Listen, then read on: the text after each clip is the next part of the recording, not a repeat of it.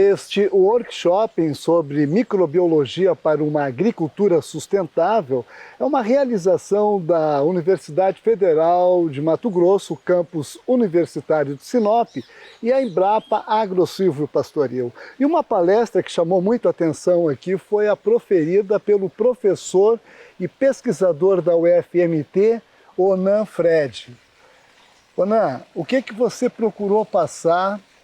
Lógico que foi resultado de pesquisas que você vem desenvolvendo aqui na região. O que tem de novidade? Pacheco, a minha palestra dentro do workshop foi a interação entre as propriedades físicas, a fertilidade e a microbiologia do solo. E nisso tudo, as plantas inseridas nesse ambiente. Então nós mostramos primeiro, iniciamos a palestra mostrando a agregação do solo, a influência da física na microbiologia do solo, o efeito da compactação, na modificação dos organismos do solo. Depois nós mostramos o que acontece na rizosfera das plantas e que plantas diferentes têm rizosferas diferentes e que proporcionam fertilidade diferente, podem até excretar substâncias que são solubilizadoras de fósforo ou não. E aí buscamos depois mostrar a fertilidade influenciando a microbiologia do solo.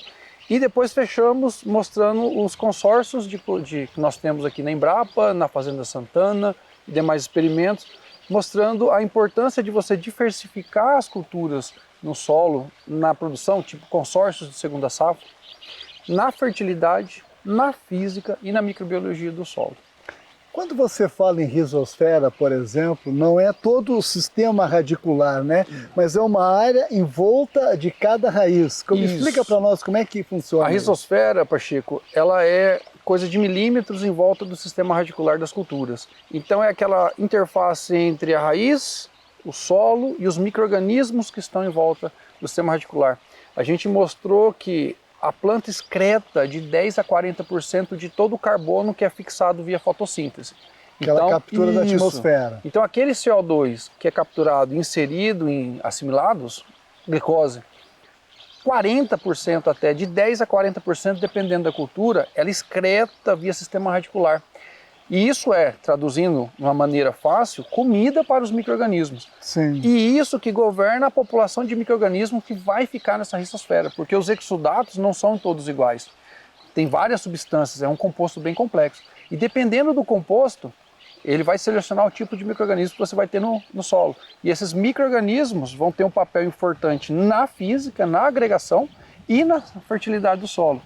Exemplo, você tem culturas que excretam carboxilatos ou ânions de ácidos orgânicos, citrato, malato e outras substâncias que conseguem disponibilizar, solubilizar fósforo no solo. Nós demonstramos o tratamento sextuplo aqui na Embrapa que a gente obteve esse resultado.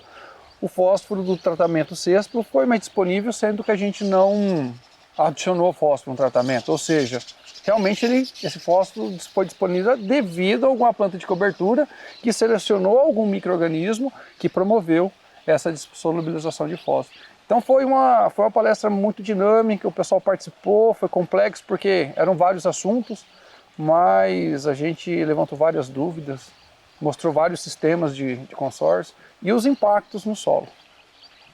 Tá aí. Hoje está se falando muito em biológicos, né? E essa questão biológica no solo, ela dá uma estruturada, né? E cria até uma defesa para a planta também ficar mais imune, suscetível a patógenos, né? Quer dizer, é contribuição de todos os lados. Isso foi abordado na palestra também. A gente mostrou, uma parte da palestra, a gente mostrou qual era a interação da raiz com os micro-organismos do solo. Então a gente mostrou as hifas, de fungos, os fungos árvores micorrízicos. Depois a gente falou justamente disso. Esses exudatos que as plantas liberam no solo é que governam o tipo de micro-organismo que você vai ter ali. E aí, geralmente, você tem micro-organismos que são benéficos para a planta. E aí é onde você tem um aumento a estresse bióticos e abióticos e uma resistência a doenças maior. Ok? Mas aí você precisa ter a diversificação de plantas para promover essa diversificação de micro-organismos no solo, para promover essa resistência a esses estresses bióticos e abióticos do solo. Daí, então, a importância da formação de uma palhada para fixação de nitrogênio, ciclagem de nutrientes. Exatamente. E os consórcios forrageiros que estão sendo desenvolvidos pela Embrapa e pela UFMT comprovam já a eficiência de tudo isso. A gente mostrou que aqui na vitrine, após 5 safras, os melhores consórcios pensando em biologia, química e física do solo foi o soja e após a soja, uma braquiária, Rusisiensis ou a Brisanta, consorciado com o Spectabilis e com o nabo forrageiro. Foram os consórcios que a gente tiveram os melhores resultados em qualidade do solo, pensando nas 3, química, física e biológica. E a gente mostrou que o consórcio misto, onde a gente usou 6 plantas de cobertura, ele é vantajoso, mas ele acelerou demais a decomposição do material vegetal e promoveu a acidificação do solo, de tão acelerado que foi o sistema.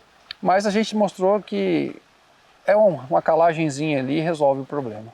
Mas fisicamente, biologicamente, ele é muito bom. Ele só deu um problema de fertilidade, que a gente não corrigiu a calagem, mas como é experimento a gente deixou para ver o que ia acontecer. Então está aí a importância do sistema de plantio direto verdadeiro, né? E com não consórcio, e com consórcios de planta. Com consórcios de plantas, que vai até sextuplo, né? Isso, nós temos até sextuplo. E não plantio em cima da resteva do milho, por exemplo, que tem uma decomposição muito rápida.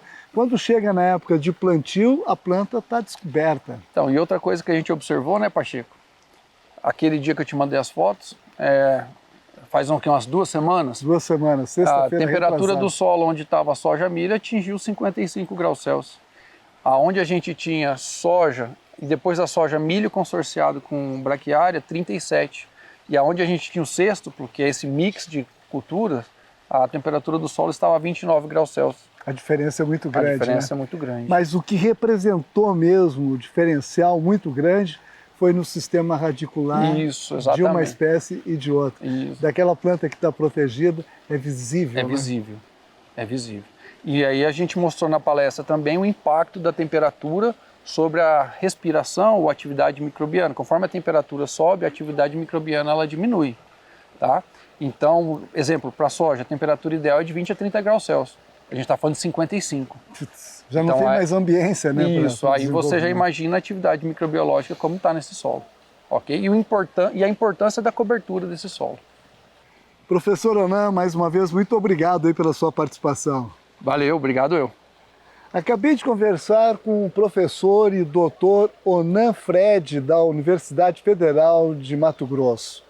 De Sinop, Valdir Pacheco.